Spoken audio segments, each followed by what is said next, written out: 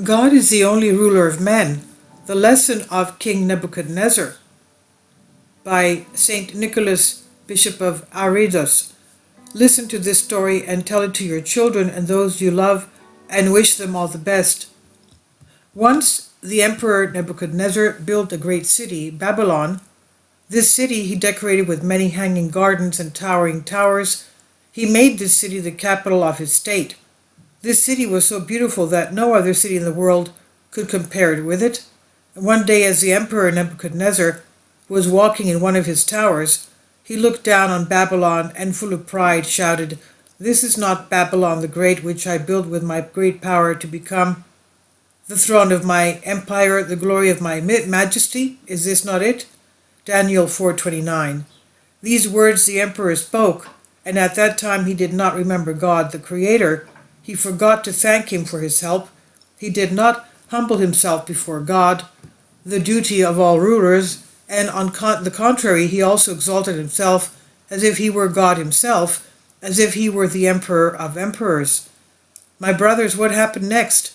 After the emperor's mouth had uttered these proud words, a voice was heard from heaven saying, "Emperor Nebuchadnezzar, I am speaking to you.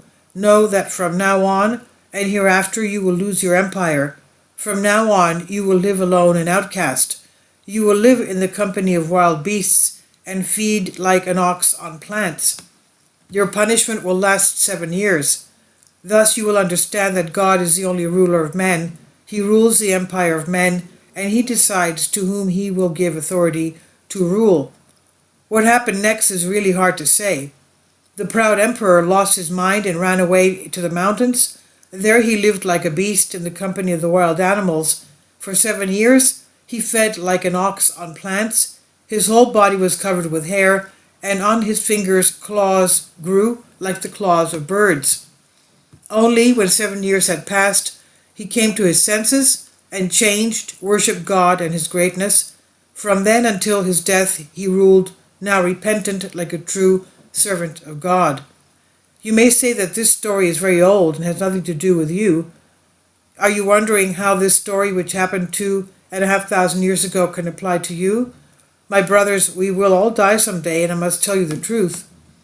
You are right, this story happened long ago, 2,500 years ago, in the faraway land of Babylon, but this story is repeated today in Europe, baptizing in the name of Christ. It's really sad. People today have gained great power. They are proud of the works they built with their own hands. They're proud of their cities, of their roads, their trains, their ships, their vehicles, of their electric machines. But they placed themselves above the Most High God and began, instead of God, to worship themselves and their culture. My brothers, the new Nebuchadnezzars took God off his throne, but their punishment is the same as Nebuchadnezzar's punishment. God made them lose their minds and go crazy. They split into rival camps and turned against each other. They shed much blood and committed innumerable sins. God punished them to live in a dark jungle in the company of beasts, since they ceased to consider him as their creator, since they claimed that they came from the race of animals, monkeys. How long, Lord, will you punish them? Until they humble themselves and understand, like the Emperor Nebuchadnezzar, that God is the only ruler of men, and he decides whom he will give authority to rule. And my brothers, these new inhabitants of Babylon drove us crazy and led us away from Christ.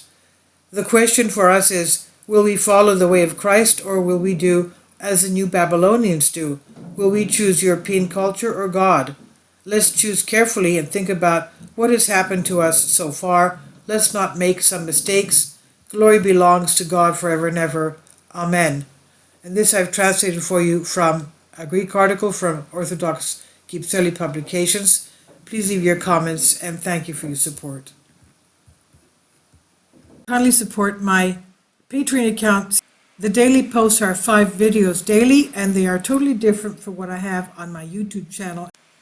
Thank you so much for your support, and that you find all my content so interesting. You'll find the Patreon account details in the description box.